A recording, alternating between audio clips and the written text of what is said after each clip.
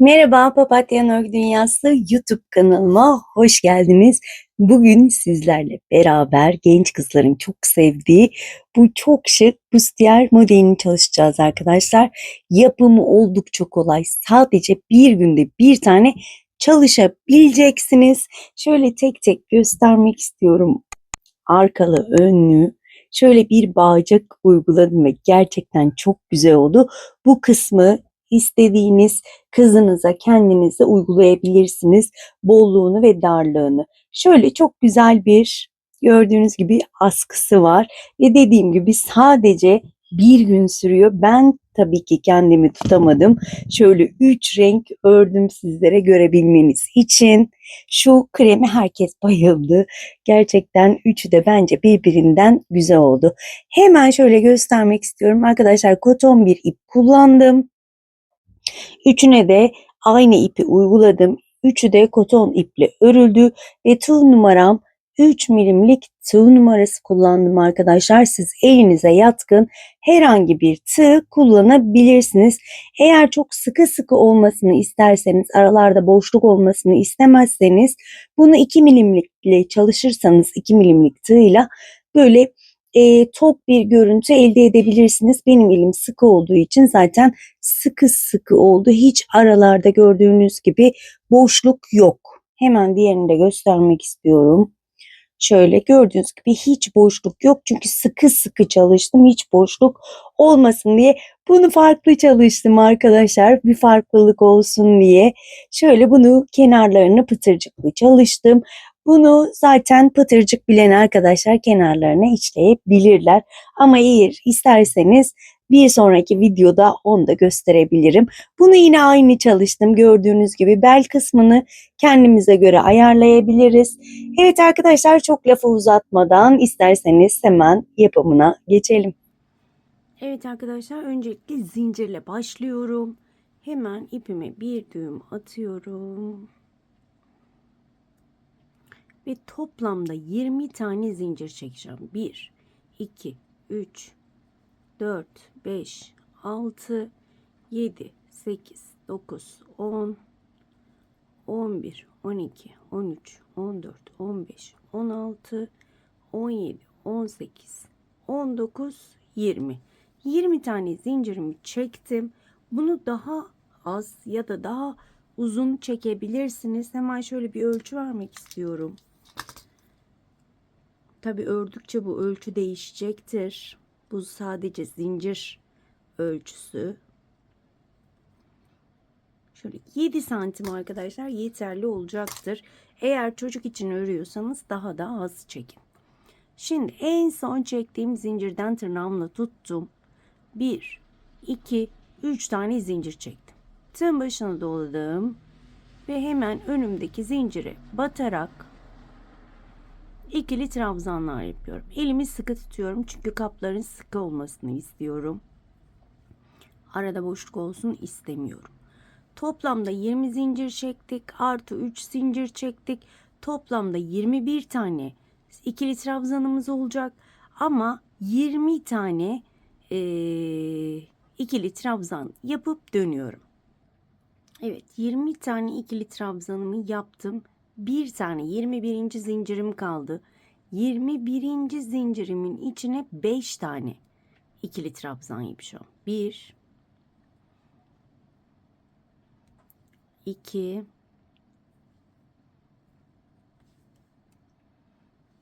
3 4 ve 5. Buraya her geldiğimizde arttırmalarımız burada olacak. Şaşırmamamız için muhakkak ip ya da şöyle bir ayraç takabilirsiniz. Şöyle üçüncüye takalım. Üçüncü trabzan tepesine ayracımı taktım ve buraya her geldiğimde ayracımı çıkarıp 5 tane ikili trabzan yaparak arttırmamı yapacağım. Şimdi sıra sonuna kadar tekrar ikili trabzanlarımı yapmaya devam ediyorum. Gördüğünüz gibi bakın tam bu zincirin diğer tarafı her bir zincir tepesine birer tane batarak İkili trabzan yapıyorum sıra sonuna kadar. Sıranın sonuna gelmek üzereyim. Son bir trabzanım kaldı. Ve son trabzanımı yaptım. Bakın bu şekilde git gel yöntemiyle kabımızı öreceğiz. Şimdi hemen geriye dönüyorum, bir zincir çekerek tersini çevirdim, hemen dibine batıyorum, ilk trabzan tepesine bir sık iğne yapıyorum. Hemen şurada iki tane bakın ilmek var, birinci değil ikincinin arasına battım, ilmek aldım, iki ilmeği çektim, bir trabzan yapmış oldum. Tığ başında oluyorum ve tek tek trabzan tepelerine batarak ikili trabzan yapıyorum arkadaşlar. Nereye kadar? Ayracımızın olduğu yere kadar tek tek ikili trabzanlarımı yapıp dönüyorum. Bakın ayracımın olduğu yere geldim. Ayracımı çıkarıyorum. Ve ayracımı çıkardığım trabzan tepesine 5 tane ikili trabzan yapıyorum. 1 2 3 4 5 ayracımı aldım. Yine üçüncü trabzanın tepesine takıyorum. Ve buradan sonrası yine tek başına her bir trabzan tepesine birer tane ikili trabzan yapıyorum. Burayı biraz sıkı yapmışım zannedersem, tığ geçmedi. Evet. Bu şekilde sıra sonuna kadar devam edeceğim. Şöyle de bir göstermek istiyorum. Pardon, bir tane atlamışım. Hemen şöyle göstermek istiyorum. Bakın arkadaşlar. Şöyle git gel yöntemiyle yapıyoruz. Hiç arttırma, eksiltme yok. Sadece bu ayracın bulunduğu noktaya 5 tane. Dönüşte de gelişte de hep 5 tane sık iğne yapıyoruz arkadaşlar. Şimdi ben sıranın sonuna geleceğim. Hemen daha sonra devam edeceğiz. Evet arkadaşlar, sıranın sonuna kadar geldim. Yine dönüşü göstermek istiyorum. Bir zincir çektim. Hemen dibine battım. 2 ilmeği kapattım. Birinci değil ikinci ilmeğin arasından geçirdim. 2 ilmeği kapattım. Bir tane trabzanımı yapmış oldum ve tek tek trabzan tepelerine batarak devam ediyorum. Nereye kadar? Ayracımızın olduğu yere kadar bir trabzan tepesine bir tane ikili trabzan yaparak devam ediyorum. Evet, ayracın olduğu yere kadar geldim. Ayracımı çıkardım. Ve ayracın bulunduğu trabzan tepesine 5 tane ikili trabzan arkadaşlar. 1 2 3 4 ve 5. Şaşırmamak amaçlı üçüncü trabzana, yani yaptığımız 5 tane ikili trabzanın üçüncüsüne ayracı takıyorum ve tek başına örmeye devam ediyorum. Gördüğünüz gibi sadece işlemimiz bu. Git gel yöntemiyle ölçünüzü bulup ona göre istediğiniz kadar örebilirsiniz. Ben hemen diğer ördüğümü göstermek istiyorum. Ben tamamen manken üzerine göre ölçtüm. Onu da söylemek istiyorum. 80 beden mankenin ölçüsü, sütyen ölçüsü. Sizler de ölçünüzü nasıl alabilirsiniz? Sütyenlerinizin ölçüsünü alarak da yapabilirsiniz. Ona göre onun üzerine koyup da yapabilirsiniz. Veya kendi üzerinizde deneyerek de yapabilirsiniz. Ben burada dediğim gibi mankenin üzerine ölçüsüne göre yaptığım için ölçe yaptım ve şuradan bakın, ilk başladığım nokta ikiye ayrılmış. Hemen şuradan başlıyorum. 1, 2, 3, 4, 5, 6, 7, 8, 9, 10, 11 sıra örmüşüm. Yani burada git gel yaparak 11 sıra. Şu ikisinin birincisinden başlayarak şöyle sayıyoruz. 11 sıra burada, 11 sıra da burada olması gerekiyor. Eğer daha küçük yapmak isterseniz, benim tığım çok minik olduğu için ve şöyle biraz sert olsun, hiç delik olmasın diye biraz küçük tığ ile ördüm. Sizler daha büyük tığ ile örecekseniz 11 santim çok büyük olacaktır. Ona göre ölçülerinizi yapabilirsiniz. Şöyle de bir ölçü vermek gerekirse hemen şöyle bakın, şu kenardaki çalışmaları saymıyorum. Şöyle hemen şu uçtan 17 santim arkadaşlar. Ve şu anda katladığımda bakın şu kenar çalışmalarını saymıyorum. 8 santim. Bu şekilde sizler de benim yaptığım ölçülerde yapmak isterseniz bu şekilde yapabilirsiniz. Ben diğer tarafı da aynı şekilde 11 sıra örüp hemen dönüyorum. Evet arkadaşlar, ben toplamda 11 sıramı ördüm. Şöyle tekrar sayalım. 1, 2, 3, 4, 5, 6, 7, 8, 9, 10, 11. 11 de bu tarafta var. Bir de bu şekilde ölçü vermek istiyorum sizlere. Hemen mezurumu buluyorum. Şöyle hemen şu baştan şöyle bakıyorum. Şu kenarını örmeden eğer tam ölçü verirsem daha net olur diye düşündüm. Şöyle bakarsak şu uçta 16 santim arkadaşlar. Ve enine bakacak olursam da şöyle tam ölçü vermek istiyorum. 8,5 santim. Evet.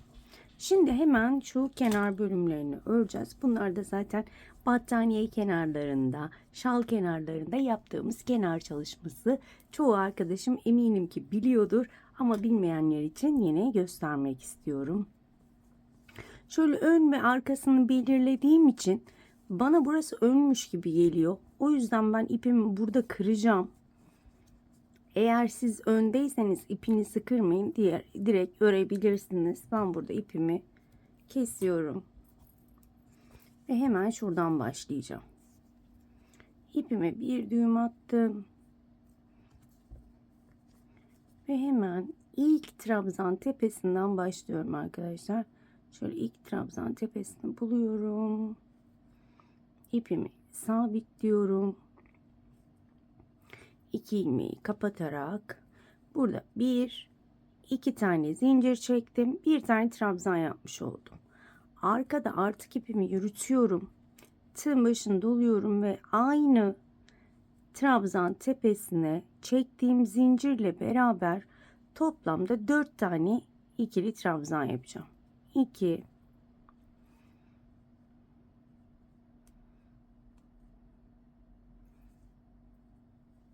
3 ve 4. Burada neden takılıyor anlamadım. Evet. 4 tane ikili trabzanımı yaptım. Hemen burada sayıyorum. 1, 2, 3. trabzan tepesine tığın başını dolamadan battım. Sık iğne ile kapattım. Şimdi burada yarım bir model yapmış olduk. Burada yarım modelle de bitireceğiz. Şimdi tam modele geçmek için 1, 2, 3. Tığın başını doladım. 1, 2, 3. trabzan tepesine toplamda 7 tane ikili trabzan. 1, 2, 3, 4, 5, 6, 7. 7 tane ikili trabzan yaptım aynı trabzan tepesine. Burada sayıyorum. 1, 2, 3.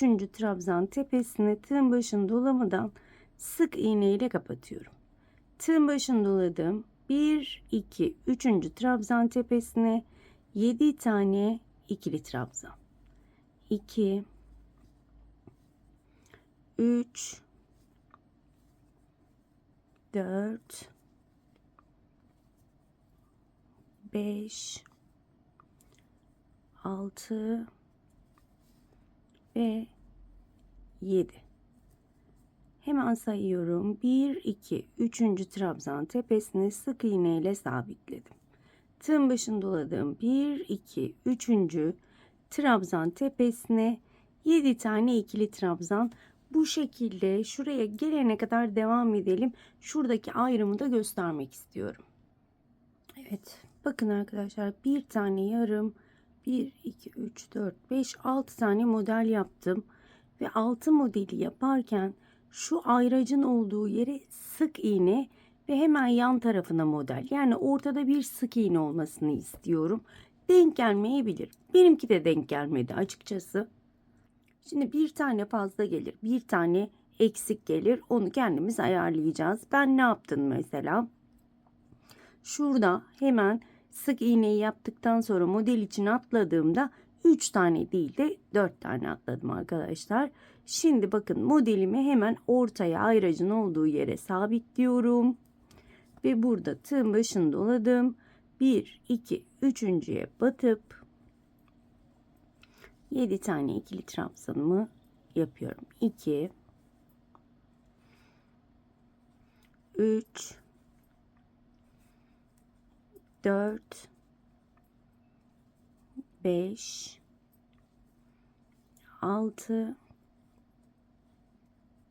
ve 7. Şimdi burada ben az önce dedim ya size, burada 4 tane atladım diye. Denk gelmesi için burada da 4 tane atlayacağım arkadaşlar. Normalde 3 tane atlıyorduk. 1, 2, 3, 4.'ye battım.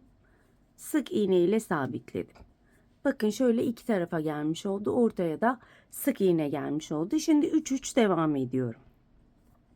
1, 2, 3.'ye battım. Ve devam ediyorum. Yani eksikte batabilirsiniz. Üçüncüye değil de ikinciye de batabilirsiniz eksik gelirse. Bunu kendiniz ayarlarsınız arkadaşlar. Şöyle sıra sonuna kadar örüp hemen dönüyorum. Evet arkadaşlar, sıra sonuna gelmek üzereyim. 6. modeli yaptım. Sık iğne ile sabitledim. Tığın başını doladım. Ve bakın 3 tane 3. sık iğne tepesine, trabzan tepesine battım. Burada 4 tane ikili trabzan. 2, 3 ve 4. Bir zincir çekiyorum. İpimi kesiyorum. Şöyle hemen göstermek istiyorum. 6 tane ve bir yarım burada. 6 tane ve bir yarım burada olması gerekiyor. Orantılı olması açısından. Şöyle 2 taneyi yan yana koyuyorum. İkisi de eşit ölçülerde. Bir öncekini ipini uzun bırakmıştım ki buradan kaydırma yöntemiyle birleştirebileyim. Şimdi bu ön kısmını sizler istediğiniz gibi birleştirebilirsiniz. Bakın, dikerek de birleştirebilirsiniz. Benim gibi kaydırma yöntemiyle de birleştirebilirsiniz. Bu tamamen size kalmış. Ben şöyle ipimi de bir kenara aldım. Şurada artık ipimden tuttum. Şöyle bir zincir çektim buraya. Hemen şöyle yan yana tutuyorum. Size kolay anlatabilmem açısından. Şöyle alt ilmeklere batıyorum. Bakın şuradaki alt ilmeklere batıyorum. Şöyle önce sıkıştırdım. Şuraya bir bağlantı yapalım. Şu ip arkada kalacak, altta kalacak yani. Hemen arka ilmeklere birer tel batıyorum. Şöyle. Hemen diğerine geçtim. Alt ilmeğe battım. Uzun zamandır bu minik tığla örmüyordum. Şöyle bakın, tüm ilmeklerin içinden geçiriyorum. Sıkıştırdım. Devam ediyorum. Alt ilmeklere bakın. Hemen karşısındakinin de alt ilmeğine batıyorum. İlmek çektim. Şu ilmeklerin içinden geçiriyorum hepsini. Bakın, kaydırma yöntemi yapıyorum yani. Bakın, buradan aldım. Karşıdakinden aldım. Şu ilmeği bakın şöyleyken hepsinin arasından geçiriyorum. Alt ilmek, hemen diğerinin de alttaki ilmeğinden bakın 3 tane tığımın üzerinde ve hepsinin içinden geçirdim. Bakın şöyle çok düzgün bir şekilde ilerlemiş olduk. Bunu istediğiniz yere kadar geliyorsunuz. Birleştirmeyi bakın alt ilmeklere battım. İlmeği hepsinin içinden geçirdim. Bu şekilde nereye kadar dikebiliriz? Ben de sizlerle birlikte göz kararı yapacağım arkadaşlar. Şöyle bakıyorum. Yani şuraya kadar, yani yarımları bitirip ikinci modellere geçtiğimde ikinci modelin yarısında koparacağım ipi. Evet, şöyle hemen bakın ikinci modelin yarısına kadar geldim. Hemen yarısında bir zincir çekiyorum. İpimi kesiyorum. Biraz uzun kesin. Şöyle iğneyi geçirip arkadan bu ilmeği yürüteceğiz. Ve burada hiçbir ip kalıntısı olmayacak. Şöyle muntazam bir şekilde birleştirmiş olduk arkadaşlar. Şimdi hemen şöyle askılara gelmek istiyorum. Askılarımız da çok kolay. Hemen onları size gösterip bir an önce bitirmek istiyorum. Şimdi yine ipime bir düğüm attım. Bakın hemen bu modelin sonuncu yani 7. trabzan tepesine battım. Şöyle sıkılaştırdım. Burada yine ikinci ilmeğe batıyorum. Şöyle ilmeği uzatıyorum. Kapattım. Buraya bir trabzan yapmış oldum. Arkada ilmeğimi yürütüyorum. Tığın başını doladım. Hemen ortadaki sık iğneye batıyorum. Bir tane ikili trabzan yapıyorum. Tığın başını doladım. Diğer modelin birinci trabzan tepesine battım. İkili trabzan yaptım. Bakın yan yana 3 tane ikili trabzan yapmış oldum. 1, 2, 3, 4 zincir çektim. Modeli çevirdim. Tığın başını doladım. 3. trabzan tepesine batıyorum. İkili trabzan yapıyorum. 1, 2, 3 zincir çektim. Modelimi çevirdim. Tığın başını doladım. Hemen halkanın ortasına batıyorum. Bir tane ikili trabzan. Tığın başını doluyorum. Zincirimi sayıyorum. 1, 2, 3.'ye şöyle batıyorum. 3. Zincire. Buraya da ikili trabzan yapıyorum. Yani askımın amacı üçlü trabzan, bir yuva. Üçlü 3 tane ikili trabzan, bir yuva. Trabzan yuva şeklinde ilerleyeceğiz. Çok güzel oluyor bence. 1, 2, 3 çevirdim. Tığın başını doladım. 3. trabzan tepesine battım. İkili trabzan yaptım. 1, 2, 3 zincir çektim. Tekrar çevirdim. Önce halkanın içine boşluğa bir tane ikili trabzan. Hemen 3. zincire bir tane trabzan. 3 tane yan yana ikili trabzan yapmış olduk. 1, 2, 3, 4 zincir çevirdim. Şöyle 1, 2, 3. zincirin tepesine batıyorum. Zincir mi dedim ben? Trabzanın. Bazen şaşırıyorum. Lütfen kusura bakmayın. 1, 2, 3 zincir. Tığın başını doladım. Halkanın içine battım. İkili trabzan. 3. zincire batıyorum. Bir tane trabzan yapıyorum.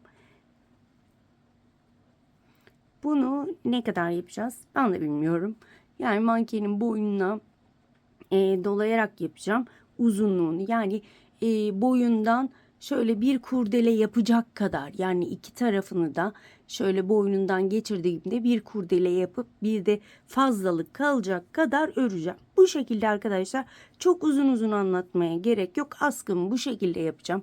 Diğer tarafa da aynı şekilde askımı uygulayıp daha sonra bel bölümüne geçeceğiz. Evet arkadaşlar, ben iki askımı da bitirdim. Şöyle göstermek istiyorum.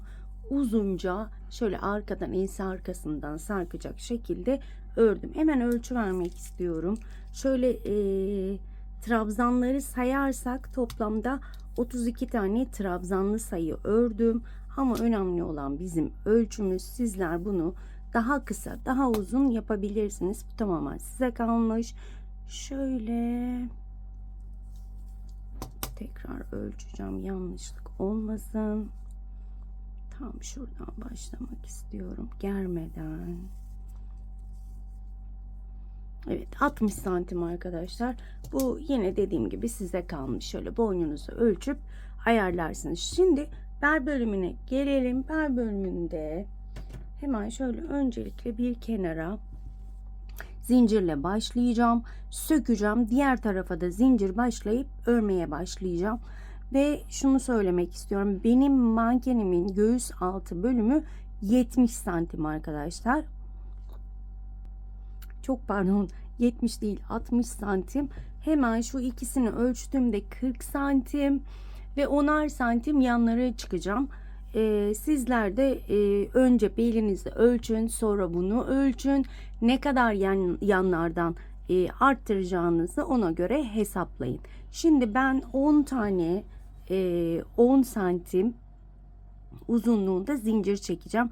Onu da az önce bir denedim arkadaşlar. Toplamda 25 santim, tam 10 santime yakın oluyor. Bakın, tam yarım motifin ilk trabzanın tepesine şöyle bağladım ipimi. 1 2 3 4 5 6 7 8 9 10 11 12 13 14 15 16 17 18 19 20 21 22 23 24 25 26 27 28 29 30. Şöyle bir 25 dedim ama bir 30'u da ölçmek istiyorum.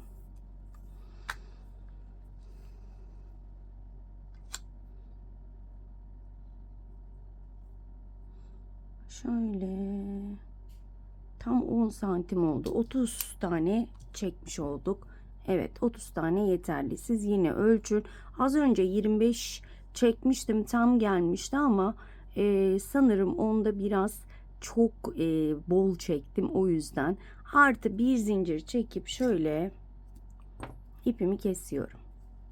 Sıkıştırdım. Hemen diğer tarafa geçiyorum. Diğer tarafta da yine aynı yöntemle ipimi tutturacağım. Şöyle bakın. Burada da hemen ilk trabzana, yani en son trabzana şu şekilde iplerimi de arkaya itiyorum. Evet. Şöyle yine burada 30 tane zincir çekip hemen dönüyorum. 30 tane zincirimi çektim. En son çektiğim zincirden şöyle tırnağımla tutuyorum. 1 2 3 tane zincir çektim. Tığın başını doluyorum. Şöyle 4 tane çekelim. Tırnağımla tuttuğum yere batıp şurada ikili trabzan yapıyorum. Bakın, bunu birazcık fazla çektim. Şurada bir boşluk oluşsun ki kuşağımızı geçirebilelim diye. Bunu biraz daha büyütebiliriz aslında. Büyütsek mi? Şöyle 4-5 zincir çekmek istiyorum. Biraz büyüsün. Evet, 5 zincir tam oldu. Bakın şu şekilde. Daha sonra arkadaşlar tüm zincirlere tek tek batarak ikili trabzanlar yapacağım. Bu sıra komple ikili trabzanla öreceğiz. Diğer zincir bölümüne gelene kadar. Şöyle şuraya gelene kadar devam edelim. Her bir zincire bir tane ikili trabzan yapalım. Şurayı da göstermek istiyorum sizlere. Evet arkadaşlar, tek tek ikili trabzanlarımı yaptım. Bakın, tam bu bölümlere geldik. Öncelikle bakın, şuradaki midye modelinin şöyle yatık olarak trabzanının tam ara boşluğuna batıyorum. Oraya 2 tane. Trabzanlarımız ne bol ne de gevşememesi lazım. Hemen karşıya geçiyorum. Bakın, şöyle dibine batıyorum. Bunu kendiniz ayarlayın. Çok bol olmasın, çok gevşek olmasın. Şöyle hiç trabzanların tepelerine değil, ara boşluklarına batıyorum. Bakın, ara boşluklarına batıyorum ve ikili trabzan yapıyorum. Bu şekilde. Bakın şurada trabzanım şurada ve burada bir delik var. Önce oraya bir tane yapıyorum. Daha sonra trabzanın ara boşluğuna. Bu şekilde bir yapın. Eğer bollaşma ya da gevşeklik olursa yeniden düzenlersiniz. Ben bu şekilde çok gevşemesini de istemiyorum. Çok bol durmasını da istemiyorum. Yani marullanmasını da istemediğim için şöyle devam edeceğim.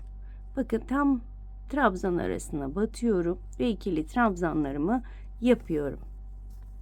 Şuraya geldiğimde de aynı. Bakın burada yarım motiflerimiz yani şuradaki neydi bunun adı? Midye modeliydi değil mi? Midye modellerinin bakın trabzanları var. Aralarına batarak yine bu şekilde devam edeceğiz. Buraya geleceğiz. Tek tek zincirlere batacağız ve buradan daha sonrasını sizlerle paylaşacağım. Evet arkadaşlar, sıra sonuna geldim. Şurada bir tane fazladan zincir çekip kapatmıştık. Hemen oraya da şöyle bir boşluk yapacağım. 1, 2, 3 kez doladım ve o zincire batıyorum. Şöyle 2 2 kapatarak buraya da bir boşluk yapmış olduk. Şimdi 1, 2, 3, 4, 5 zincirle yukarıya yükseldim. Hemen bakın bu yaptığımız zincirin tepe noktasına batıyorum. İkili trabzanımı yaptım. Bakın 2 tane yuvamız olmuş oldu. Şimdi buradaki sırada arkadaşlar şöyle tersten örüyoruz bu sırayı. Burada kutucuk sıramız var. Bu bizim kuşağımızın geçireceğimiz noktaları. Şimdi burada ben bir tane zincir çekiyorum. Tığın başını doluyorum. Bir trabzan atlıyorum. İkinciye battım. İkili trabzan. Bir zincir. Bir trabzan atlıyorum. İkinciye batıyorum. İkili trabzan. Bir zincir. Bir trabzan atla. İkinci trabzanın tepesine ikili trabzan. Bir zincir. Bir değil. İkinci trabzan tepesine ikili trabzan. Sıra sonuna kadar bu şekilde devam edelim. Evet arkadaşlar, sıramın sonuna geldim. Bir zincir çektim. En son trabzana battım. İkili trabzan yaptım. Bir zincir çekiyorum. Tığın başını doladım. Bakın buradaki yuvanın şu birinci değil ikinci zincirine batıyorum. İkili trabzan yaparak buraya da bir yuva yapmış oluyorum. 1, 2, 3, 4, 5 zincir çektim. Modeli çevirdim. Tığın başını doladım. Hemen dibine değil onun karşısındaki trabzan tepesine battım. İkili trabzan yaptım ve bu bir tane yuva yapmış oldum. Ve burada arkadaşlar bir tane boşluğa bir tane trabzan tepesine. Bir boşluk, bir trabzan tepesi. Bir boşluk. Yani bu sıra trabzan olacak arkadaşlar. Burada bir sıra trabzan sırası olacak. Bir sıra kutucuk sırası olacak. Bunu istediğiniz kadar örebilirsiniz. Biliyorsunuz ki ben de doğaçlama örüyorum ve mankenin üzerine ölçü ölçü öreceğim. O yüzden ne kadar uzunlukta öreceğimi ben de bilmiyorum. Ben bu şekilde örmeye devam edeceğim. Buradaki kutucuklarımızı unutmayalım. Bunlar bizim için çok önemli çünkü en sonunda kuşağımızı geçireceğiz oralara. O yüzden onları unutmayalım. Bu şekilde bu sıra bittikten sonra yine bir üst sıraya nasıl burada geçmiştik kutucuk sırasına aynı şekilde bir üst sıraya kutucuk onun üstüne yine trabzan şeklinde muhtemelen kutucuk ve trabzan sayısı olarak bir 5 sıra veya 6 sıra yapmayı düşünüyorum. Bu daha az daha çok da olabilir. Bu şekilde devam edelim arkadaşlar. Evet arkadaşlar, ben şöyle hemen birlikte sayalım. 1, 2, 3, 4, 5, 6, 7, 8, 9 sıra ördüm arkadaşlar. Benim için 9 sıra yeterli. Hemen ölçüde vermek istiyorum. Şöyle ilk trabzanlardan sayarsak 7,5-8 santim kadar uzunluğunda ördüm. Şimdi bu kenarlara yaptıklarımızı hemen şu altlara da yapmak istiyorum. Bu kaplarda yaptığımızın aynısını yapacağız arkadaşlar. Yine ipimi alıyorum. Bir düğüm attım. Şöyle ilk trabzandan şurayı saymıyorum. Buralar benim yuvalarım. Şuradaki ilk trabzan tepesine battım. İpimi sabitledim. 2 zincir çektim. Altta ipimi yürüteceğim. Aynı trabzanın içine 4 tane. 2 3 ve 4. Çektiğim zincirle beraber 4 tane ikili trabzanımı yaptım. 1 2 3. trabzan tepesine battım. Sık iğne ile sabitledim. Tığın başını doladım. 1 2 üçüncüye battım. 7 tane ikili trabzan. 2 3 çok pardon. 4 5 6 ve 7. 1 2 üçüncüye battım. Sık iğne ile sabitledim. Tığın başını aldım. 1 2 üçüncüye aynı işlemleri yapıyorum. Eminim ki anlaşıldı. Sıra sonuna kadar aynen bu şekilde devam edelim. Evet arkadaşlar, sıranın sonuna geldim. Şöyle de göstermek istiyorum. Hakikaten çok güzel oldu. Evet, şöyle sonunda 3 tane trabzanım kaldı ama kalmayabilir. 2 tane kalır, 4 tane kalır. Hiç önemli değil. 4 tane kalırsa 4 tane atlayın. 2 kalırsa 1 tane atlayın. O şekilde devam edebilirsiniz. Tığın başını doladım. 1 2 üçüncüye battım. Burada 4 tane ikili trabzan yapıyorum. Aynı trabzan tepesine 2 3 ve 4. Bir zincir çektim. İpimi kesiyorum ve bitiriyorum.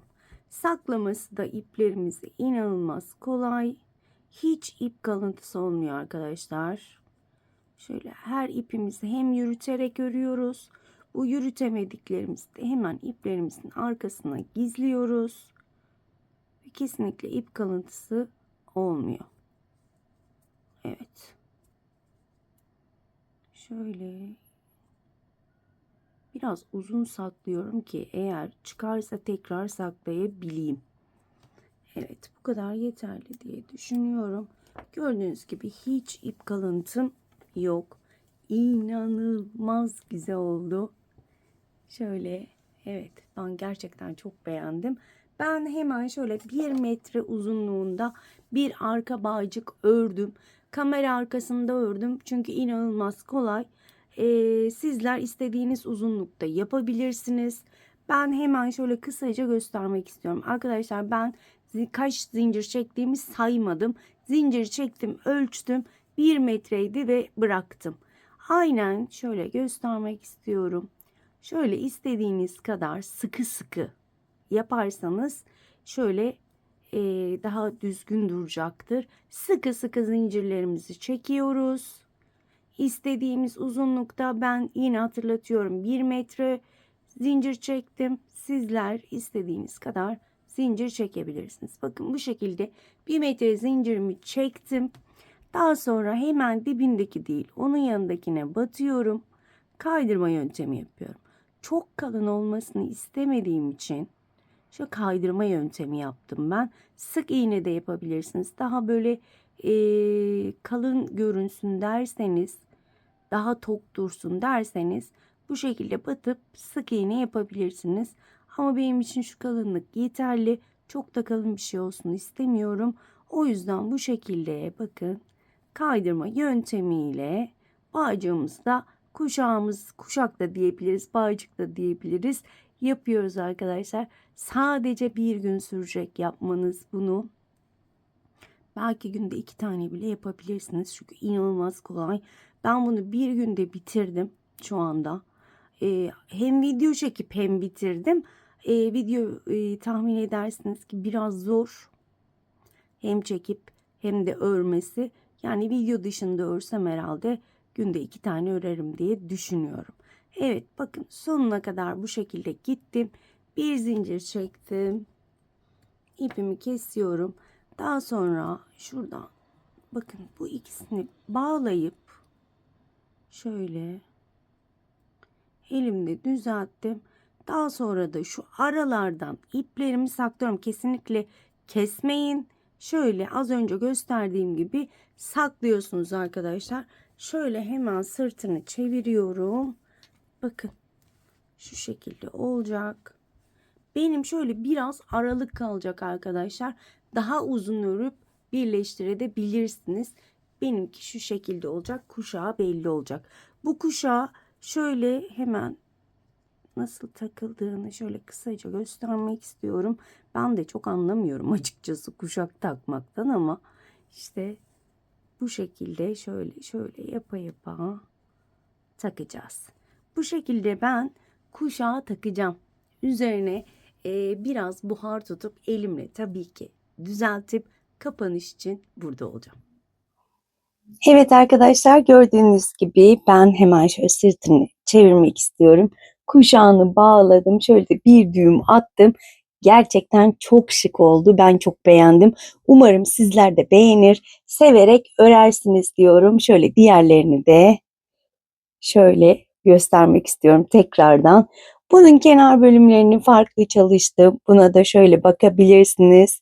Sadece bunda tek değişik nokta pıtırcık yapılıyor arkadaşlar. Hemen size ne kadar ip gittiğini de söylemek istiyorum. Hemen şöyle göstermek istiyorum. Kremi bir alalım şöyle.